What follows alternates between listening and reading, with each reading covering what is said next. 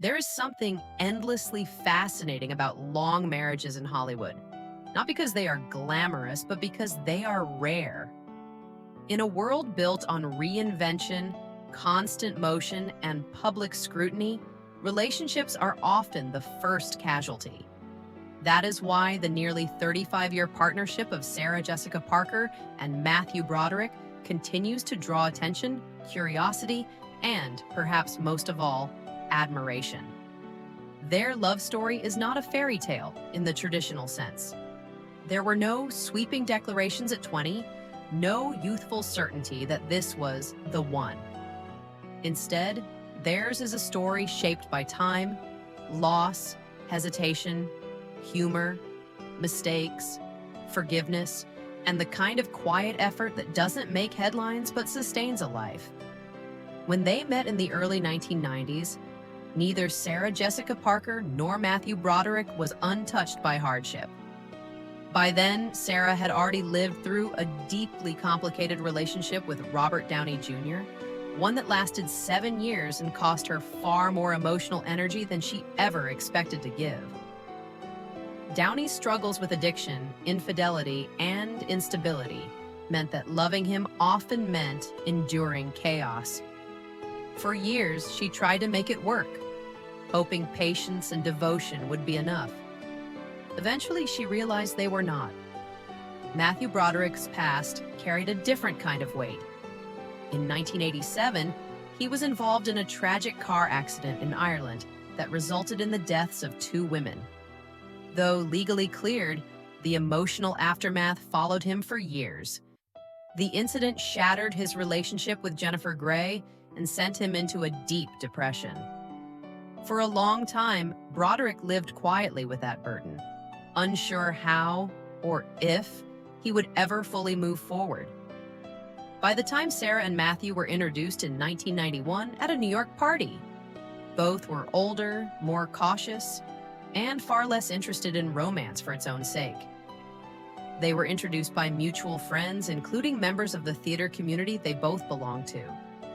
The meeting itself was awkward and charming in retrospect. Sarah later joked that she was so shy she hid downstairs with the children before dinner.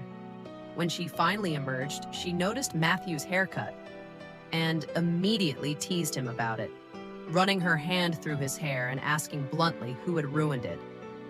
It was not a polished moment, it was human. And perhaps that was the point. Matthew would later say that when he first saw her, he thought, "That's the one." Sarah, on the other hand, talked nonstop. Part nerves, part excitement, part instinctive charm. What connected them was not instant certainty, but something gentler. Shared humor, mutual curiosity, and an immediate sense of ease. They made each other laugh. They listened. Their first official date came months later, on March 8th, 1992, when Matthew left a message on Sarah's answering machine asking her out. Even then, they moved slowly. Both were cautious, both aware of what they had survived. Love did not rush in, it unfolded. At the time, Sarah Jessica Parker was already a seasoned performer.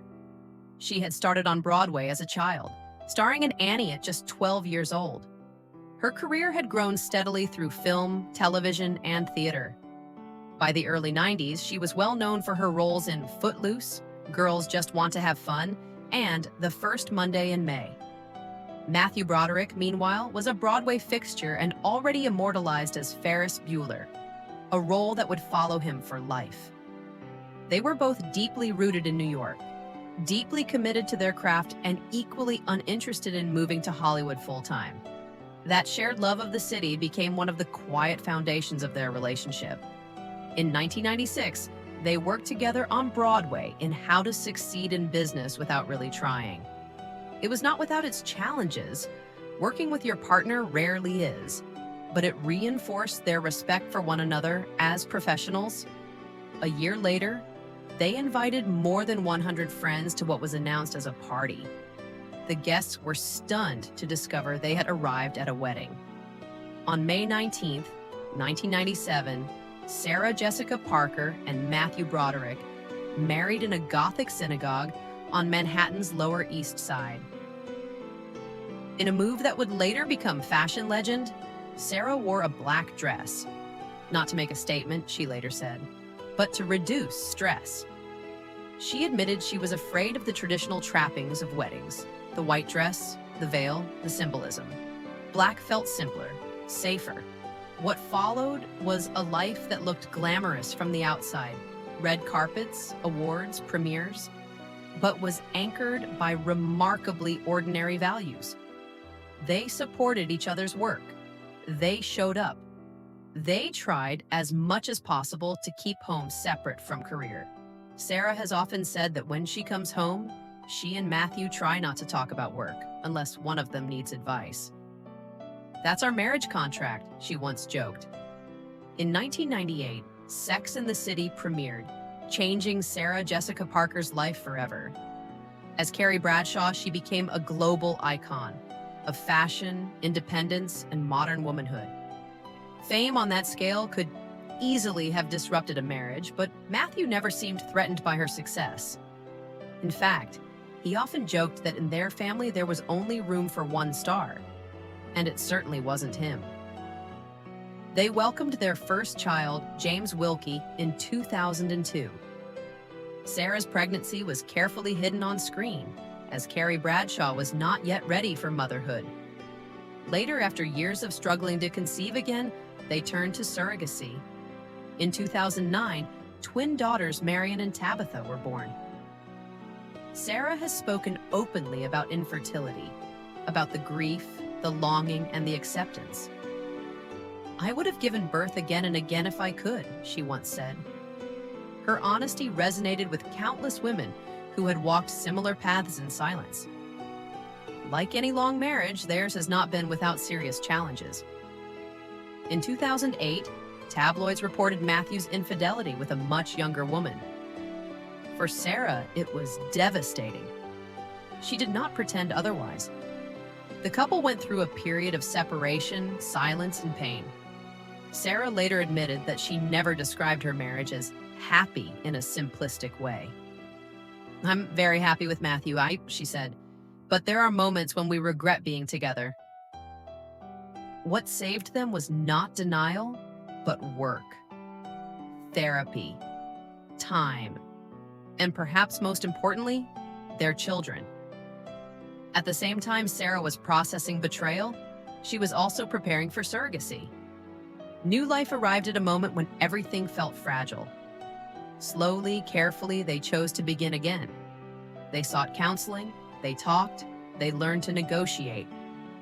Matthew has since said that couples therapy was essential, that bringing in a referee can help clear misunderstandings before they become permanent damage. Over the years, tabloids continued to predict their breakup. Sarah finally pushed back publicly in 2019, calling the rumors 10 years of the same shameful lies. She defended her husband, her family, and their life, firmly and without drama. Through it all, they remained deeply private. They shared what mattered and protected what didn't. They celebrated grandchildren, hosted dinners at home, took long walks, slept in late. Matthew once joked that the best investment they ever made as a couple was a good mattress. During the COVID lockdown, while many couples struggled, they grew closer. "We've fallen in love again," Matthew said. Confined together, they rediscovered the pleasure of simple proximity: reading, working, resting side by side. Asked repeatedly about the secret to their marriage, Sarah always comes back to the same word: listening. To listen carefully, to hear the other person, to agree to disagree. It is a modest answer, but perhaps that is why it feels true. Today, as Sarah Jessica Parker reflects on decades of playing a woman who searched endlessly for love, the irony is not lost on anyone. Carrie Bradshaw was always looking. Sarah, it seems, found what she needed long ago and kept choosing it, day after day. In a culture obsessed with passion and novelty, the marriage of Sarah Jessica Parker and Matthew Broderick reminds us of something quieter, deeper, and far more sustaining.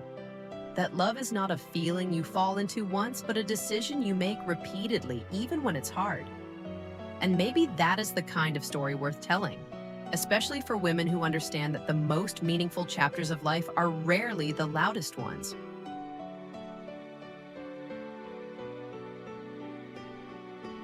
If you enjoyed this story, please like this video and subscribe to my channel, Life After 50. More meaningful stories are coming, and I'd love to share them with you.